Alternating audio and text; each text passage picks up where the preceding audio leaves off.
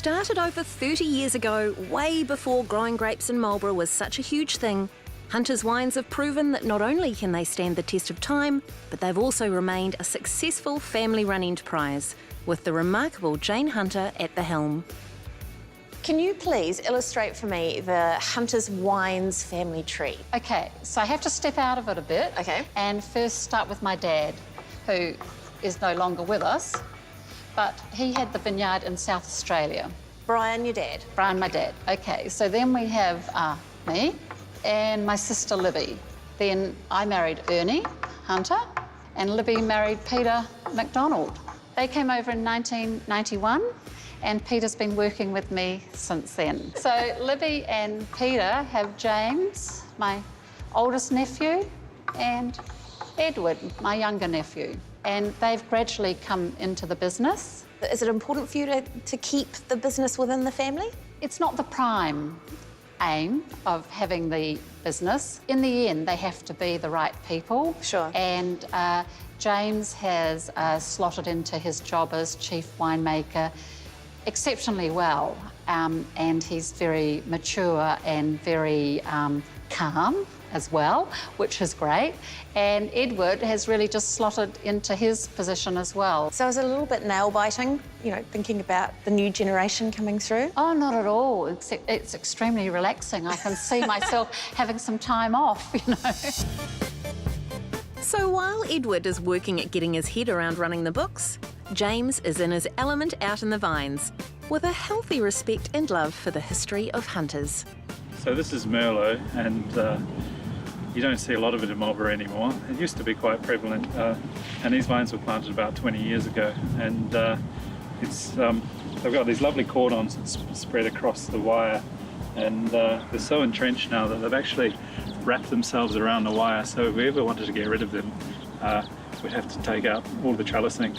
It would be a very big job, so I think we'll just hold on to them. But today, it's the Pinot Gris grapes that are all coming off the vines.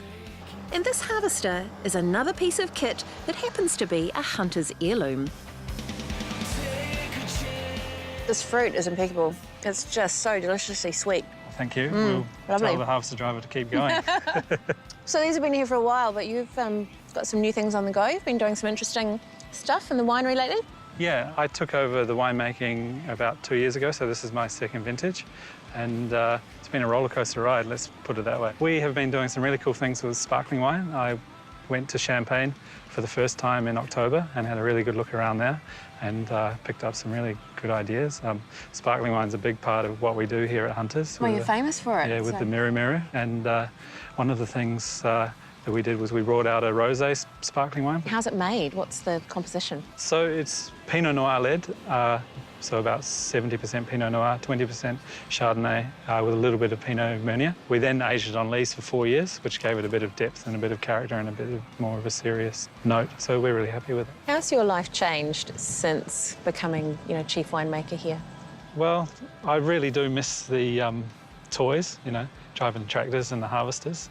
You've driven this harvester that came past I was before? driving it yesterday, believe it or not. My favourite toy at the moment is a big bulldozer we've got for pushing up all the grape marks. So every now and again, every couple of days, I go out there and get on the it's dozer. like being a 5-year-old in a sandpit again. James shares the role of chief winemaker with Enos, who's been at Hunters since 2007, and he has a particular passion for the sparkling wines in their stable. So what better place to try the whole range of Hunter's Méthode Traditionnelle wines than the busy cellar door? The MiruMiru is a non-vintage blend of wines from various years, and this is the wine that they're famous for. But now there's the Reserve, which is made from grapes picked in a particular year and then aged on lees for at least 3 years. The next bottle is our non-vintage rosé. And that is so different again. You know, when you taste it on its own, you get the peach and the orange zest and the nuts. Each one is unique, and each one you can enjoy on its own. Each one has got its own direction. All three is really beautiful wines. And of course, the next big question is what to eat with the new sparkling rosé. So, Yvonne, this has been 30 years in the making. 30 years? Yeah. I've always wanted a pink MiruMiru. It took 30 years, finally it's there. Patience. Patience. How do you get the colour to look like this? It's from the skins of the Pinot Noir. It is tricky, but Well, you're onto a winner. Love that aroma. It's like strawberry shortcake. The thing that I really like about it is it's nice and dry. Yes. You know, it's really crisp and it's really dry, and I think a lot of people think if it's pink, it's going to be sweet. But I love the fact that, you know, here we've got nice rich salmon Yes. and creamy cheese, and both are just working beautifully. Cheers, everyone. Cheers, everyone. Beautiful.